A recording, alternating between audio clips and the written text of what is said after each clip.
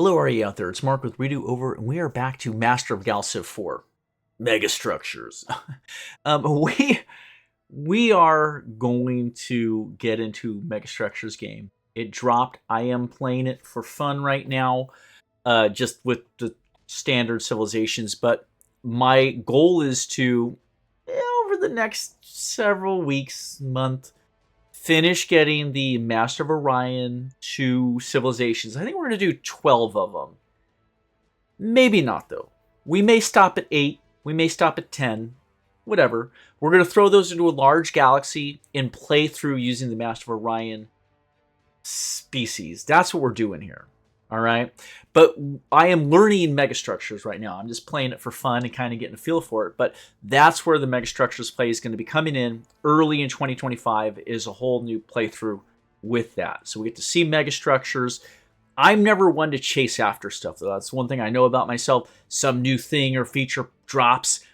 I'm not on YouTube trying to like, oh, guys, here's the latest thing, and I'm going to show you all of it first and like try. I don't care because why would I talk about something I haven't played yet and I don't know about? That's just been true the whole time. So that's also part of the reason why this is Redo Over.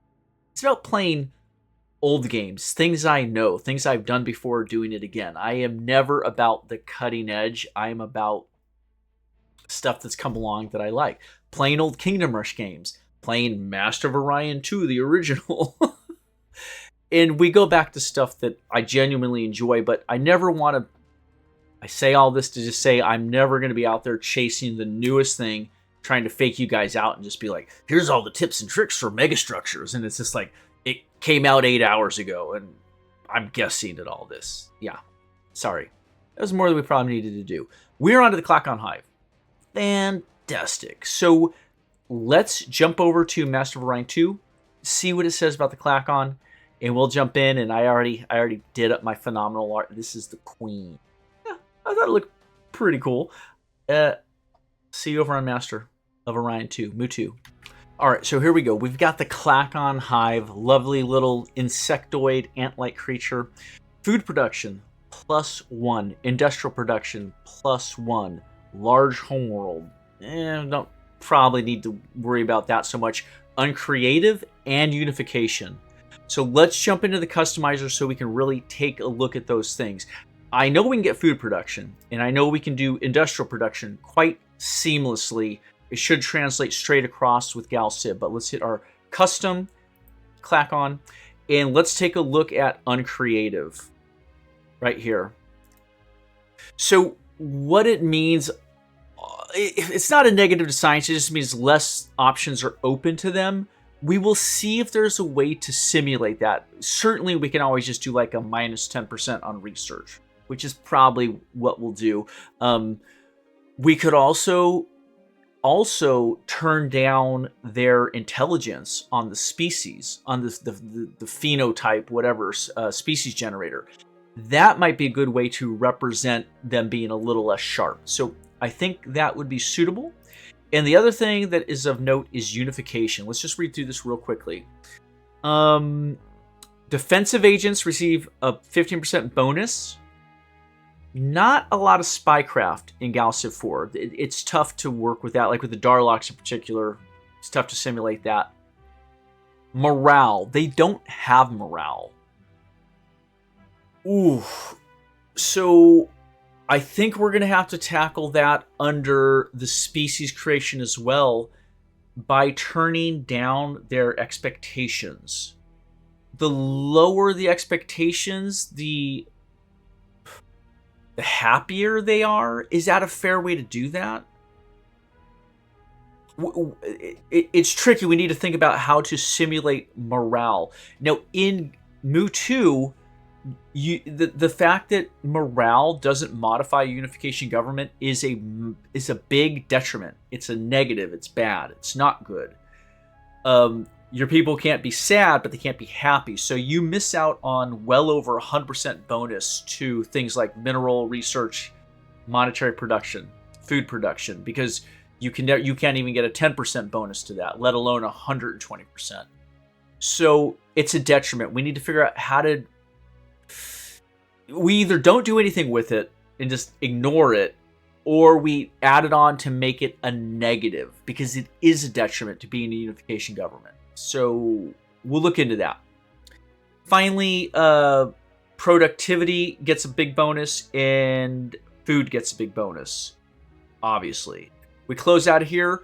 They also have a +1 food and a +1 production. So they're double dipping into food and production. So I think that gives us enough to work with. Int and research needs to be turned down a bit. Happiness needs to be muted or turned down, turned into a negative somehow. And food and production both get turned up. I think we can hit that with diligence as well. As like farmers, there's a couple options. I will jump back over to GalCiv4. See you there. All right, so let's jump into the edit option for the Klackon Hive. So yeah, I've got the Queen's portrait. I got this nice background done up, kind of a hexagonal hive feel to it, slightly organic. So it's kind of like an organic technology feel is what I was going for with that. The logos, I probably should have generated my own logo. I've just been choosing logos, FYI, off of this great list. It's got a lot of stuff, some of them cutesy. I was thinking I wanted something that was like an egg sack, but nothing here really looks eggish to me. I don't know, like maybe this. Yeah, maybe that one there. We'll hit done. All right. Yeah, what are you going to do? So from this point, we want to go to species first. So let's save our civilization. Oh, damn it. Didn't mean to do that. Back into the editor. Choose species. We have the Klackon selected, and we're going to edit species. So they are insectoid up at the top. There was an option to do an arachnid or insectoid. Let's just take a quick look at the two of them. So insectoid is a +2 resistance and a +10 approval on jungle worlds. So we're going to want to make sure that the Klackon homeworld is a jungle world, if we can remember that. And finally, there was the arachnid option. Extra soldiering and extra approval on jungle worlds. So are those identical? Is there 0 difference? Resistance. Oh, no. Resistance is more hive-like, meaning that you can defend your warrens because you're resisting on your own worlds, whereas arachnids is +2% to soldiering, invading other worlds.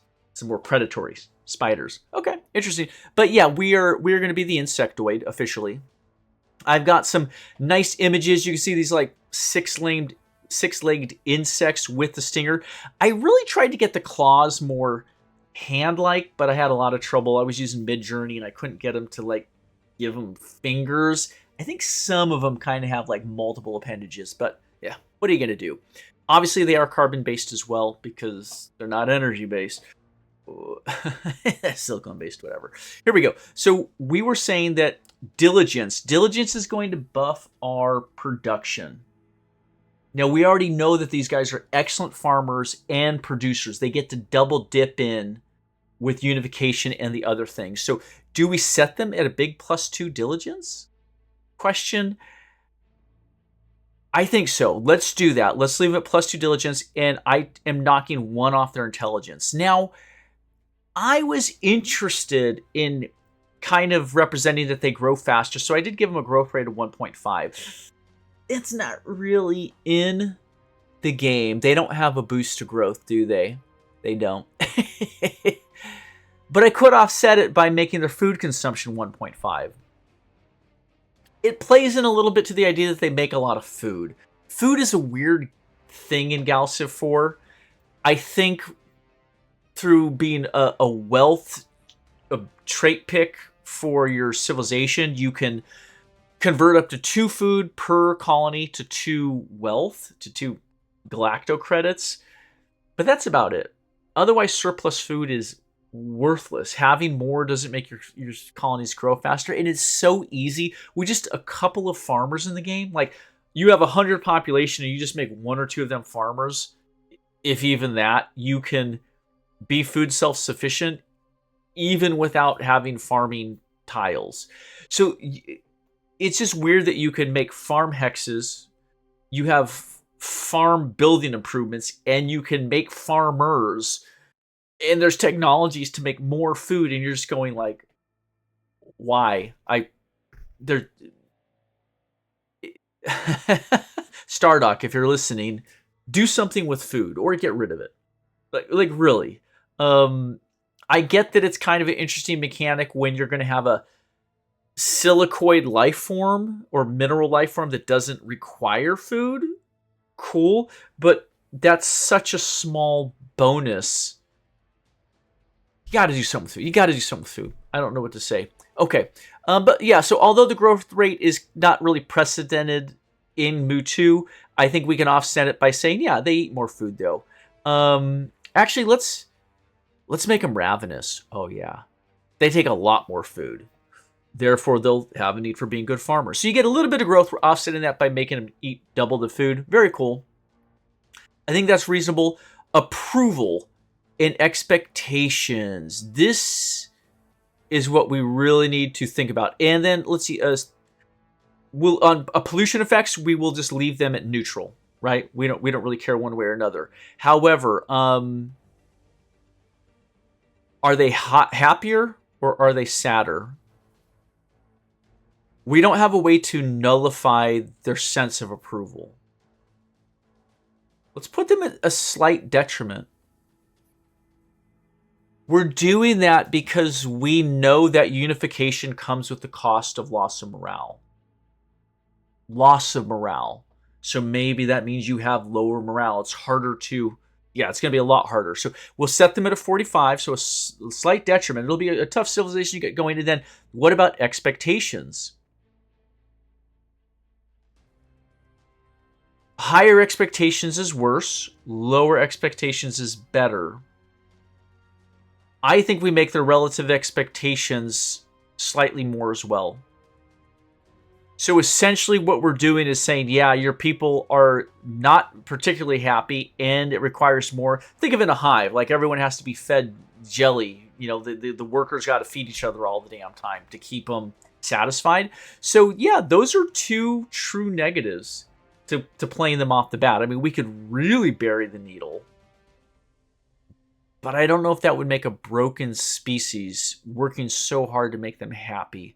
Let's just do that. I don't want to break a given species. And then finally, for our names, you can see our portraits down here. I got a lot of nice color variations so they stand out from each other. And for names, I just did first name, last names, batch, clutch, swarm, brood, nest, cloud, collection, right? Just thinking they're different groups or subgroups of workers and all that. And then over here, jobs, feeder, patcher, mover, watcher, hunter, groomer, cleaner, warmer, excreter. Yeah, want to eat those excretions if I was an insect living in a hive. Okay, we're gonna edit that one out. Okay, we're gonna back up. That's all good, and we're gonna save species. There we go, and we're going to choose species. Perfect. And then here we go. We're back to our main civilization tab. So short description. I think I've already got that in there. I think that's done. Insectoid collectivism. Yes. So out of all these options, obviously collectivism is the right thing. Believes in prioritizing the group, community, or society over individual interests, often with a focus on shared responsibility and collective action. Clearly, they're a collective. They a hive. That's 100% certain. For the AI personalities, expansionistic, opportunistic.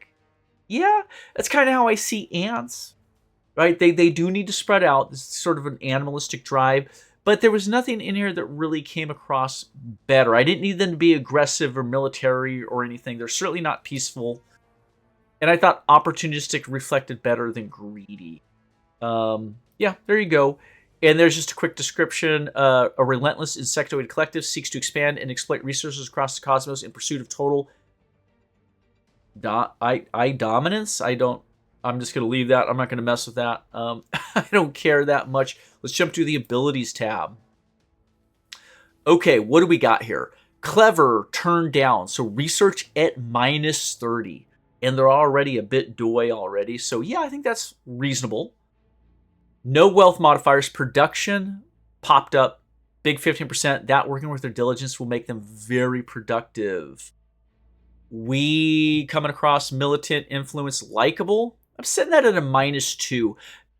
I see that sort of well, I needed to pick some negatives just to balance stuff, but because they're a collective hive mind, it's probably harder for them to relate to the vast majority of individualistic species that are non-collective. It's just a different type of mind. It's a Gestalt consciousness, right? As opposed to individual consciousnesses.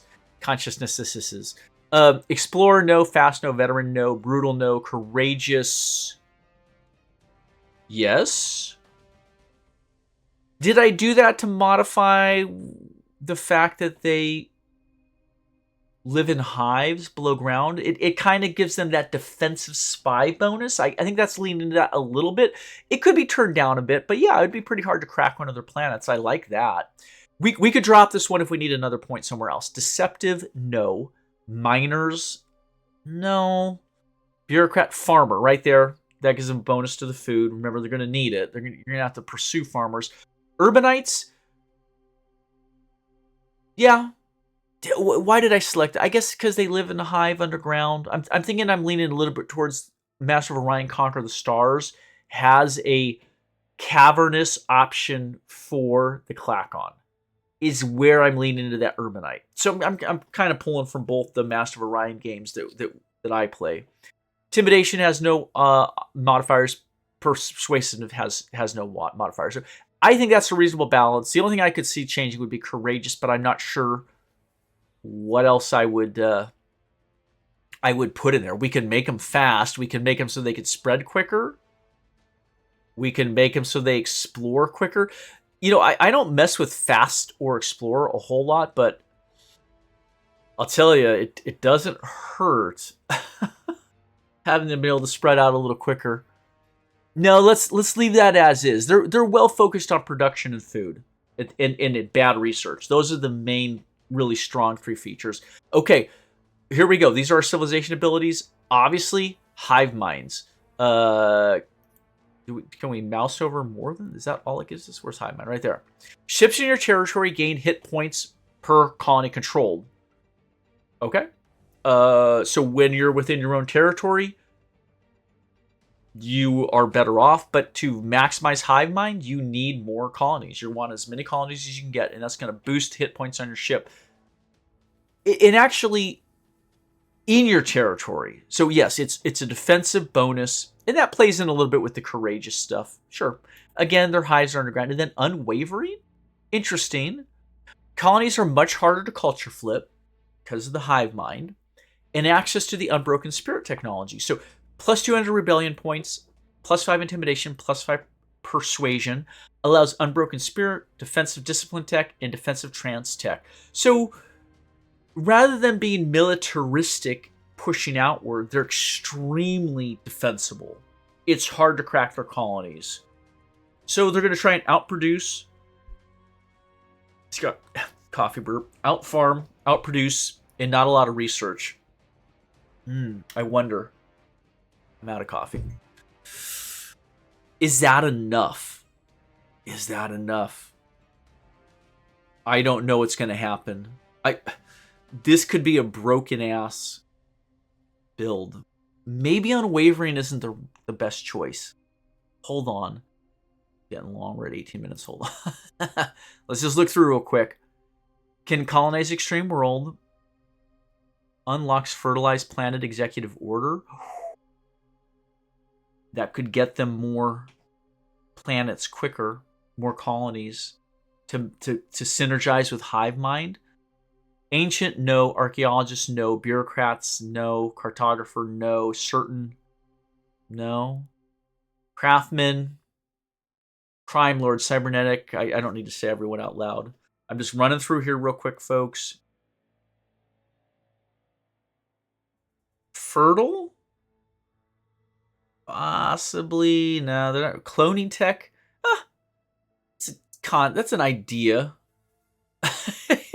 You get some cloning tech, because, I mean, theoretically, a beehive is all cloning. Inspired, intuitive, loyal, nocturnal. Nocturnal could be an interesting one, but we're tacking that on. It doesn't really make sense. Proliferation could hit in, but that would bury their intelligence. Oh my gosh, you could break them and not be able to do any research. Probably don't want to mess with that. Raiders, ravenous, resilient. Interesting. I'm not exactly sure. I've never messed with Resilient. I'm not sure what Hyperion's improvements are. We'll have to look into that one of these times. Slavers, Spores. Interesting. Father Tree type of stuff. It doesn't really go with the theme of them, though. Ship range.